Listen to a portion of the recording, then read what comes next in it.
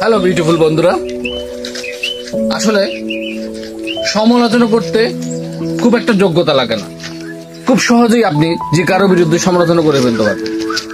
এটা আমরা বাঙালিদের সহজাত একটা নিয়ম, অন্যের সমালোচনা করা, অন্যের উন্নতি দেখতে না পারা। কিন্তু আপনি যখন কারো সম্পর্কে সার্টিফাই করতে যাবেন বা কারো সম্পর্কে ভালো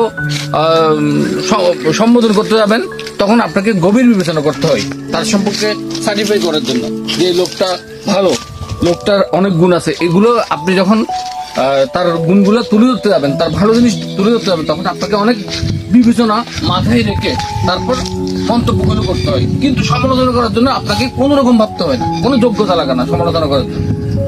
ভালো থাকবেন বন্ধুরা।